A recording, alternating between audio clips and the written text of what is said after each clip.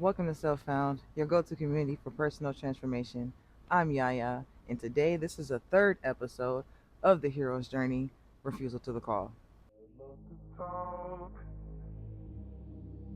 On these rides, on these rides. So, refusal to the call, this part of the journey becomes an essential stage and it really communicates the fears of the journey that lies ahead. And it shapes a picture of what you're going to be leaving behind, also. And so, you start to become filled with these fears of not being good enough, not having what it takes, not knowing if it's worth it even to try to attempt this, right? And you just start to become filled with all of these fears and anxieties and worries of it just not working out. And so, you sit. And that's what we're going to get through today, the refusal to the call. This is a huge part that people are struggling with. I know.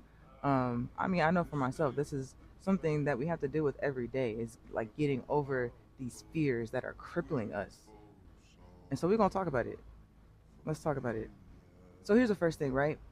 People are always so afraid of not knowing what's gonna come next, not knowing if it's gonna work out, not knowing if people are gonna like it, not knowing if you're gonna be judged, just not knowing. And the reality is, you're not gonna know, Buki. And that's okay because you're not psychic. None of us know. And that's just the reality of it. And the thing is, not knowing isn't a bad thing. Like, I prepped for this video, I made my notes, I wrote it down, like, I know what I'm going to be talking about. But at the same time, literally anything could happen. Like, my camera could cut off right now, my mic could cut off and die, the wind could blow and my camera falls. All of these things have happened before. And I had to re-record, and it's just the reality of it, and that's fine. That's okay. And the question you really should ask yourself is, so what? Like, literally, so what? Because, and I made a video about, oh,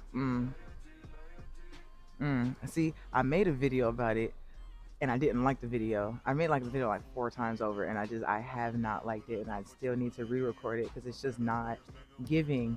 And you know what? That's okay, because sometimes things just don't work out. But in that video, a big piece of what I talk about is building courage. I'm sorry, I didn't even talk about what the video was. A video I made talking about confidence. And in that video, a big piece of it is courage and taking steps of courage and how those courage steps add up and they build, and courage is cumulative essentially, and it builds up into confidence. And the whole key of taking steps of courage, being courageous, is not caring about the outcome. It doesn't matter, and it shouldn't matter to you what the outcome is. Because I don't know what's going to happen next. That's not my concern. That's not for me to worry about. Just do it. And in doing it, I'm going to get better. And in doing it, I'm going to progress and become more articulate. I'm going to become a more skillful, eloquent speaker. And that's the goal, right? I'm going to become a better editor. I'm going to grow my business. Like this, these are all aspects of it, right? I don't care about the little small steps of the in between. And honestly, even if all the things that I just said don't necessarily happen in the way that I expect it to, that's okay too. So don't worry about what the outcome is going to be. Don't worry about what happens next. It's cool. And understand, I'm not saying that you shouldn't have a goal in mind. Like, I'm not saying be out here and be reckless and be careless. No. But think about college, for example, right? We all know the whole goal is to walk across that stage into adulthood, get your degree, get a nice job, be cool, right? But at the end of the day, none of that means jack shit if you don't go through the journey and build the skills and the habits and the mindset that you need to enter the real world. Because that's what that whole like 4 year incubation process is supposed to be for, right? So if you just focus on the journey, if you focus on doing the things and not focus on what the outcome is, not focus on the tangibles that you're going to get from it, you'll be all the better for it. And you'll experience so much more peace because you're not worried, you're not concerned, because frankly, that shouldn't matter. It doesn't matter. You'll be all right. And so that goes to the next piece. is really thinking about the idea of something going wrong in the first place, like the idea of something not working out. And we need to really reframe that mindset. We need to push past the definition of what we have of something going wrong, because really that just refers to our expectations of what we think is supposed to happen. Let that settle in. It doesn't, if something doesn't go the way that you expect it, it didn't go wrong. It didn't go wrong. It just didn't happen in the way that you thought it was supposed to. But who said you was right? And so here's an example of what I mean. Let's say you set off on this journey to become a content creator and you want to build your business around content and become a speaker, right? And so you set a goal to to post at least 3 YouTube videos a week, 4 pieces of social media content. You're going to set off on these challenges once you hit like X amount of subscribers and all of this. You have like all of these great ideas and plans set out, and then you start to execute. Ready. You do it. You doing the things. And then you realize it's a lot harder to record than you think. Like you can't really find that angle. Like it's a lot harder to edit than you think. It takes a lot longer than you think. It's a lot harder to be comfortable on camera than you would think. It's a lot harder to articulate your thoughts than you think. And then by the end of the week, you have a solid video. You got one solid video. That's it. Is that a failure? And that's exactly how my YouTube journey started, or is starting. This is like what, our sixth video? I don't know. But it's not off to the best start according to my plans, my expectations, and that's okay. Quite literally, nothing has gone as planned since I started this channel, and that's okay. Because when you're stepping into new territories, when you're navigating uncharted waters, you're going to get lost. That's quite literally a part of the process. You ain't been here before. You don't know this. I don't know this. This is new for me. And I'm okay if I stumble over my words. I'm okay if. Is this playing too loud? I'm okay if I stumble over my words. I'm okay if I slip up, if I don't articulate myself all the way. I'm okay if I record a video and it's not exactly the way that I wanted it, and it's like, but it's good though, and the content is there, and the quality is still there, and I can always make another video because I'm going to make more videos because I'm going to continue on this path, on this journey, regardless of how rocky it looks. So it doesn't matter if things go wrong. So let's reframe that. Let's reframe our thinking of something going wrong. It is okay if it does not go as planned. It going it not going as planned does not mean something went wrong. We need to separate those two definitions, or we need to separate that view. Or let me say this. Something going wrong is not bad. Let me say it like that. I feel like we have been very trained and conditioned to think that being wrong is bad, right? Like you're in school, you get the wrong answer to the test, you get a bad grade. You raise your hand, you get the wrong answer, bro, you finna get like cooked, right? Like you're dumb. Everyone's gonna call you out in class, like you're embarrassed now. Like it is bad to be wrong. You gotta get rid of that. You gotta detach from that. It's not bad to be wrong. It's not bad if something goes wrong. That's okay. And I'm going to continue on this journey no matter how many missteps I take, no matter how many wrong steps I take. That's okay. And you should too. You should be okay with being wrong. You're going to be wrong. That's life. And I'm gonna step off my soapbox. Whatever. And so hopefully that has laid the groundwork for this next point. And I think this is a really big piece that a lot of us struggle with. So many people, and I see so many videos about it also. It's like imposter syndrome, not feeling good enough, not being good enough. And I feel that now that we've addressed the fallacy of something going wrong, we can address the issue of perfectionism because we just established things are going to go wrong. Wrong. Things aren't going to work out exactly as you expected or planned. Therefore, it's not going to be perfect. And that's okay. That's okay. You don't have to be perfect. And so, this feeling of imposter syndrome is rooted in that, is rooted in perfectionism, is rooted in the idea that I have to be good enough to get to this certain place. I have to know this. I have to know these people. I have to get into these rooms. I have to have this degree or this education or whatever. Like you find any little reason to count yourself out. That doesn't work. Shit, I lost my place.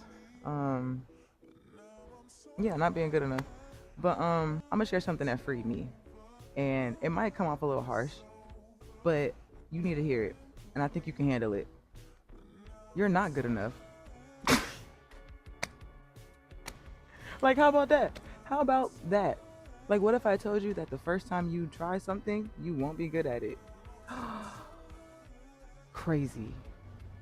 That's crazy, right? What a crazy concept. Does that mean that it's not worth trying? Does that mean that it's not worth putting your best foot forward? Does that mean that it's not worth putting yourself out there? Absolutely not. It does mean that it's worth getting in all the absolute reps that you can,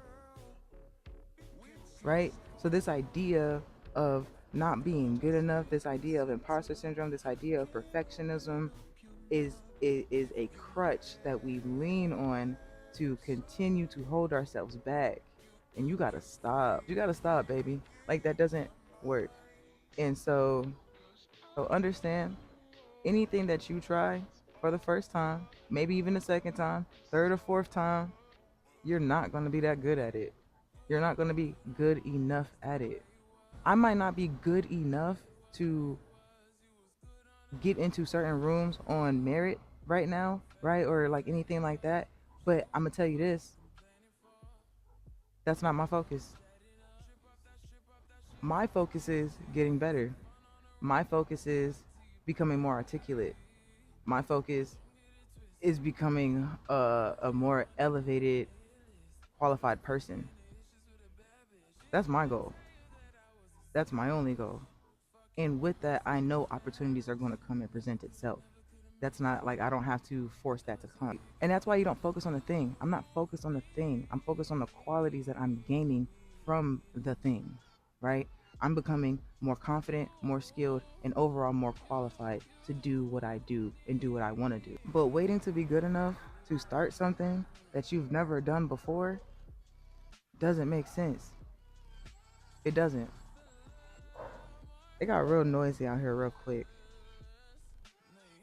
And honestly, those three things in mind have really helped free me with this next piece, which is the issue with being perceived and dealing with societal expectations or even just like, your personal circle. I know we all have this worry, this concern, this fear of like being ostracized or outcasted from like our community, our friends group, our family, for like trying to do anything remotely different. Like for some people, it's way more severe, right? But we all understand the fear of like stepping outside of the box and the people that you love, that you want to be accepted by, the people that you admire and adore, not accepting you. That's scary, that's hurtful. And honestly, through starting this journey, I realized most of it was truly in my head. I'm not gonna lie. Most of it was really in my head. The people in my life that are close to me, that even know that I'm doing this, are incredibly supportive. And they're constantly like pushing me to like do more. They're like giving me feedback. They're helping me edit and like all of these things. Like they're pushing me and they want me to grow and they want me to be better. And they allow me the space and give me the permission to grow and to stumble and to make mistakes, and I don't get judged or ridiculed or anything like that. And so it's important to it's an important piece there, right? That's important caveat, I guess, to say that you need to have the right people in your community, or at least the people that you're going to be sharing access to this journey with you, they need to be the right people. Of course, that's the caveat there. Um, but even still, most of it's in my head. Like most people are incredibly supportive, it's just interesting. I feel like that's something that like we really need to get out of our head because it's really just in your head. And even like with strangers, like I'm recording outside right now. Strangers have been weirdly supportive. I'll say that. I guess I don't know. They've been. I guess in my mind, I expected a lot of like judgment and ridicule, right? And just like I don't know. I don't know. I expected hate, and that's not what I got, right? Like I've gotten compliments, I've gotten encouragement from people that I've never seen before and will probably never see again. So stop leading with the mindset of negativity. I think that's really what this reveals here is that we are so locked into judgment. It's I mean, all around us, it's all consuming the way that like social media and TV and everything is, and that's not what this video is about, and that's not even like the hill I care to die on. So I'm not gonna get into that. But we're so hardwired to just lead with negativity and judgment, and so we assume that everybody around us is also doing the same, and that they want to judge and ridicule and hurt, and that's not true. Um, so lead with love, love yourself, be yourself, and don't worry about any type of ridicule or judgment that you might get because 9 times out of 10 you're not going to get it, honestly. And the people that like do have like a little snarky attitude or whatever, they don't even say nothing. They stand in their corner and be mad. Let them stand in their corner and be mad. That's fine. And even if they do say something, that's cool too. That shouldn't bother you because I've experienced it, and honestly it didn't bother me in a way that I thought it would, because I realized that with everything that I'm doing, I am continually growing and evolving and becoming. And that is my goal. And I am accomplishing my goal. I'm doing something that I care about. I'm doing something that I'm passionate about. And so if you don't like it, I don't care. And so you need to have that same mindset. It doesn't matter what anybody expects of me. What do you expect of you? How do you want to be perceived? How do you want to present yourself to the world? And do that. And the people who don't like it, don't like it. The people who don't accept it, don't accept it. But the people who love it will love you and will cherish you and will love on you. Now, I'm not trying to give like no sage advice or nothing like that. I get it. If you're not there yet, that's cool. It took a very long time for me to like get to that mindset and to like change my framework around a lot of the things that I was experiencing in life. But understand this, you've already had the call. How you answer it, no matter how insignificant it may seem, is going to have a real tangible impact on your life. Do not operate out of fear. Do not lead with fear. Do not lead with negativity. Do not lead with hate. Lead with love. Lead with courage. And understand that no matter what happens next, you are all the better for doing it and trying it in the first place. Be your own hero. Start your journey. Transformation starts now.